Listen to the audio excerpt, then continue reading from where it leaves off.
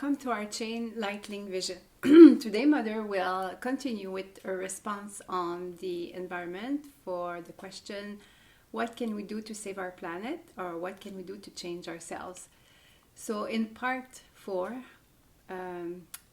I recommend that you watch it because we really need to ask ourselves the question, are we courageous enough to do the changes that are required, or we will let the environment make us think even more, maybe.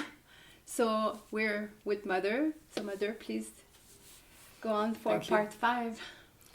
In this part I would like to talk about the philosophy we have elaborated for over the last 200 or 300 years. A philosophy that, a vision of this world and the place of man in this world, on earth. A philosophy that has to do with human freedom, with the freedom to do what you want, as you wish, to use the earth the way you want it. She's at your service. And a philosophy that does not take in account the existence of an intelligence that transcends man, which people, civilizations up to 1600, 1500 still did. For ancient man, for man in ancient times, there was a creator, and he basically he did not need a church to obey. There was something in him, in the depth of his being, that obeyed to that. He knew, and that has to do with moral laws inside of man, inner psychological laws. He knew what he should or should not do. That doesn't mean there were no people that were transgressing laws, and that there were no burglars, no thieves, no mean people. But even though man could not resist certain tendencies in himself, somehow he knew that it was not the best way. There were exceptions, but in a broader sense you could say that humanity up to for 200 years knew far better what was right and what was wrong. And nowadays, even the words right or wrong are felt as wrong. What the difficulty nowadays is that with the development of the human intellect, we have come to a philosophy of life that is not a philosophy anymore. That is just the idea of human freedom. You have the freedom to do anything you want. Sometimes they add, as long as you don't harm others with it. But it is very vague, it's very broad, large, and basically you have there's no point where you can hold on to. It's without limit. I think this limitless thinking is one of the reasons that we have gone so far in our social, environmental, political, economical problems. Because you can say yes, but before man was held between barriers by the church or by all kinds of rules, social rules, the rules of hierarchy in society, the aristocracy and the poor people. The poor were held in certain limits by the rich. That was that were the aristocrats. That is true. There were laws, there were rules, there was a basic functioning in society based on a structure that everybody agreed to or submitted to. With the French Revolution, many structures have been destroyed. I don't see it was wrong. I don't say it was wrong.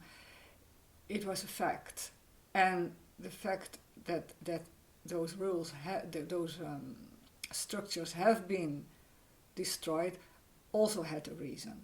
Because many people who were on the top of society from a social point of view or out of wealth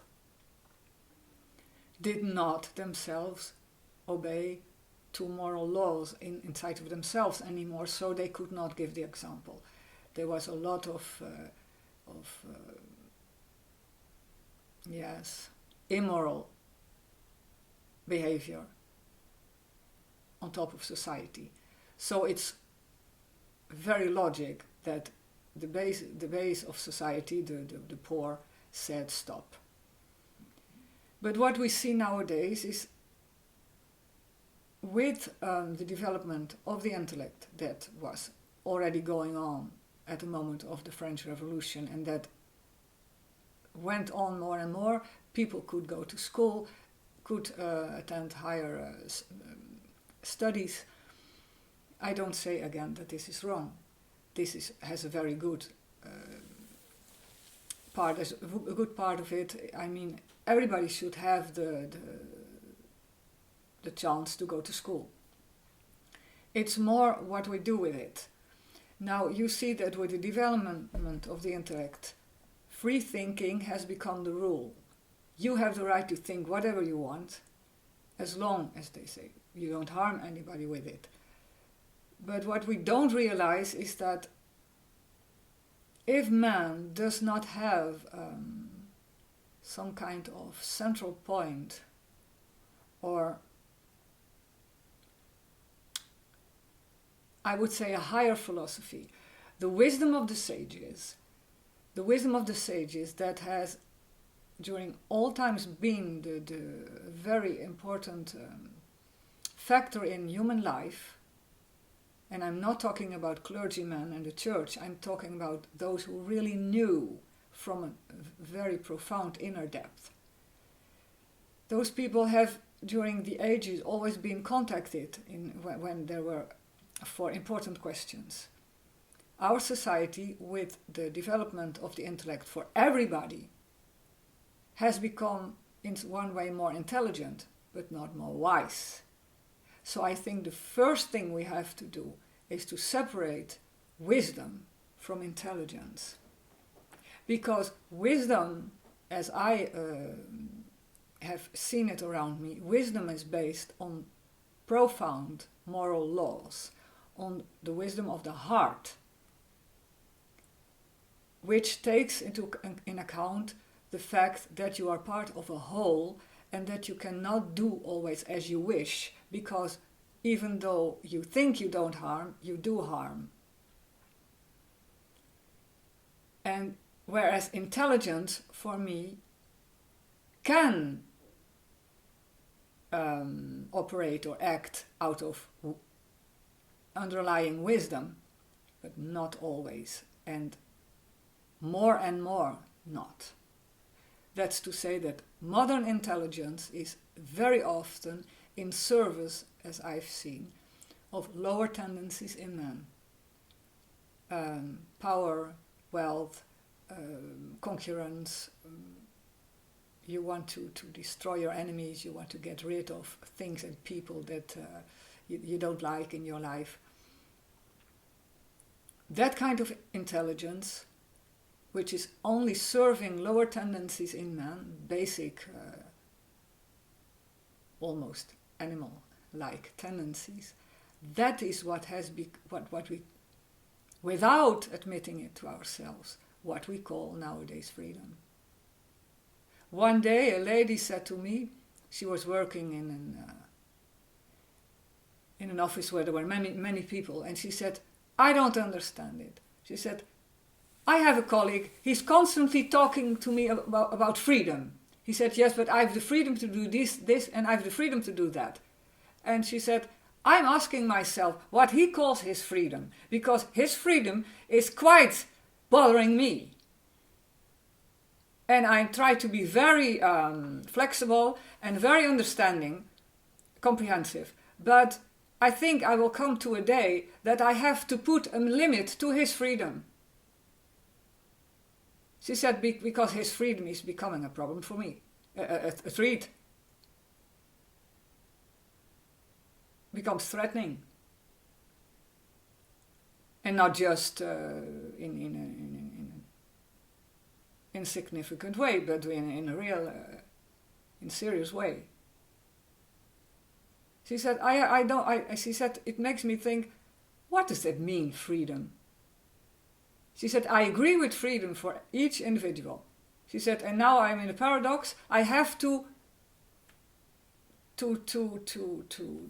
put a limit to the freedom of another being because that person does not realize that his freedom is becoming a problem for me.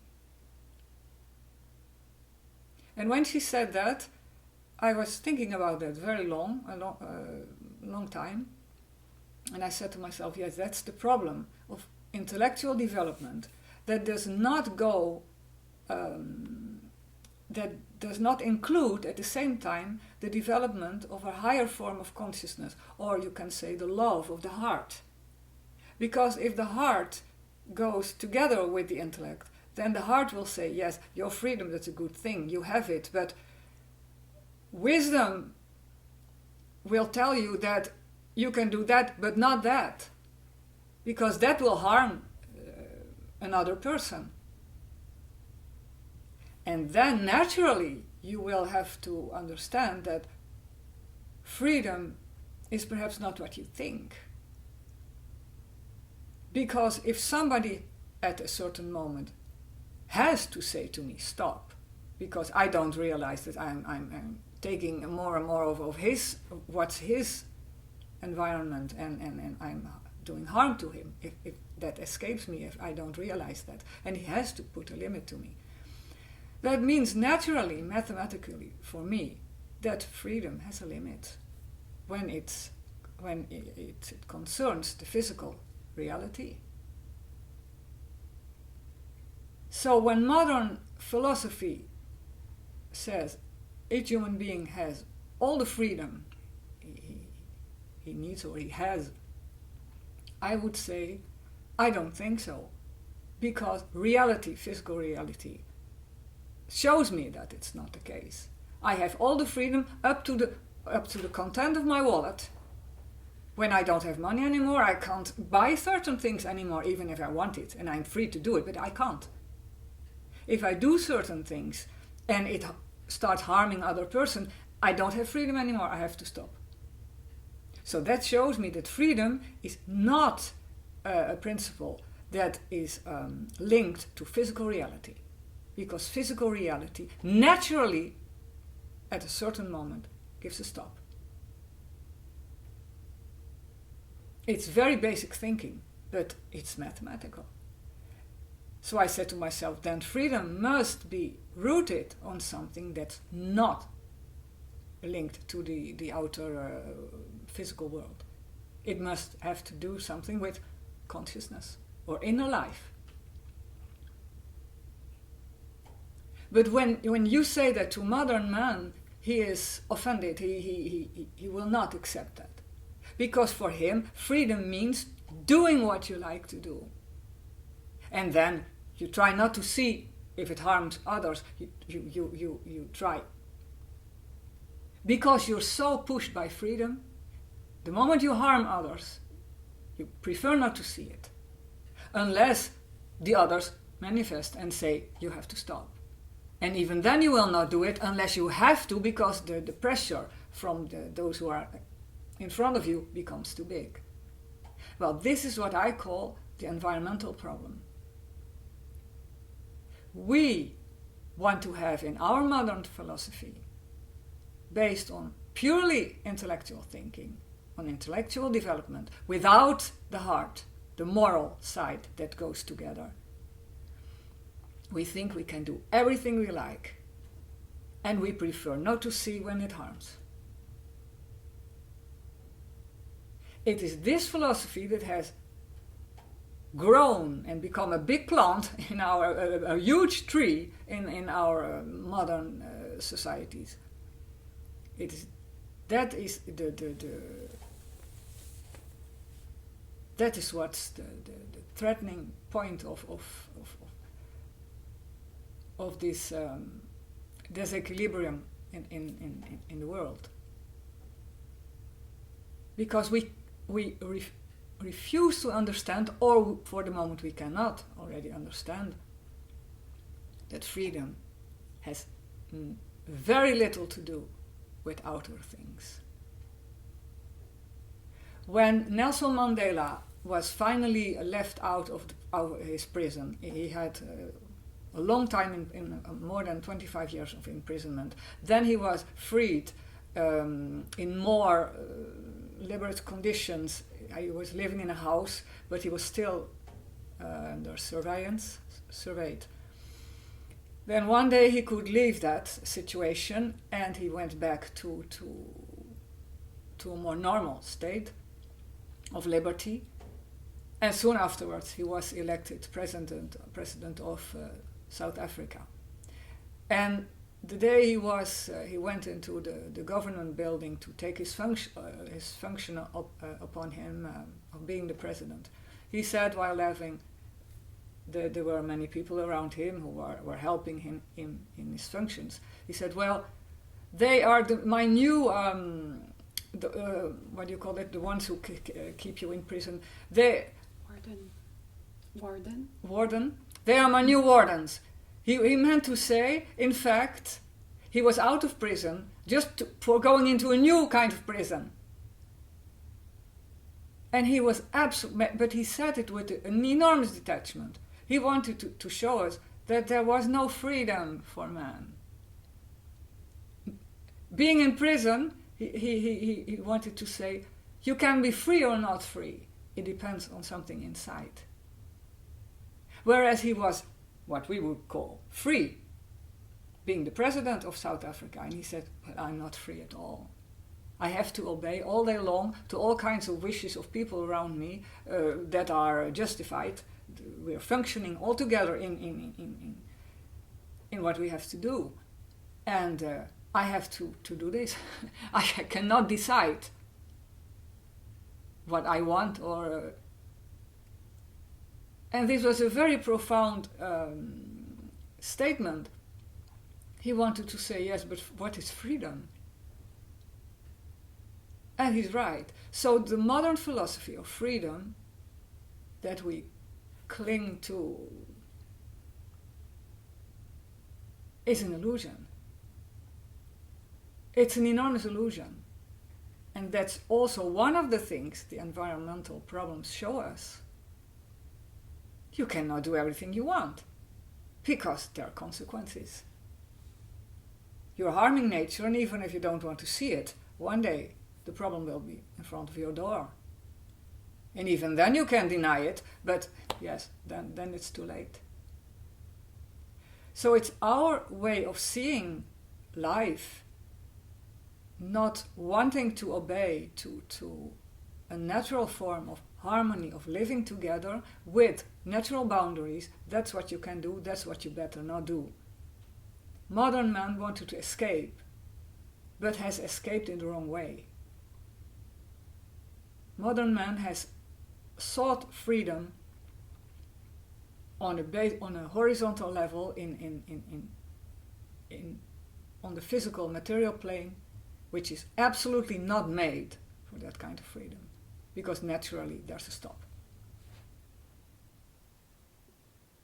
And I think that the humility I talked about before has to do with that, accepting that you're free to realize that you're not free on the physical level, and that your freedom should be found somewhere else.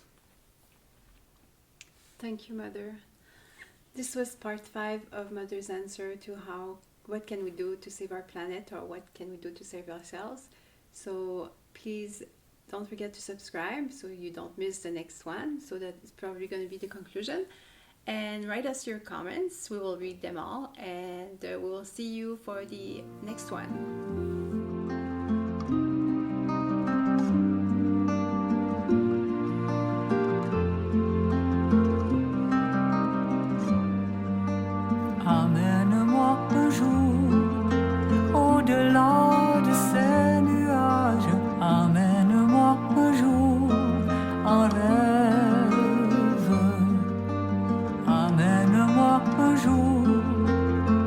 déçu de toutes les vagues. Amen.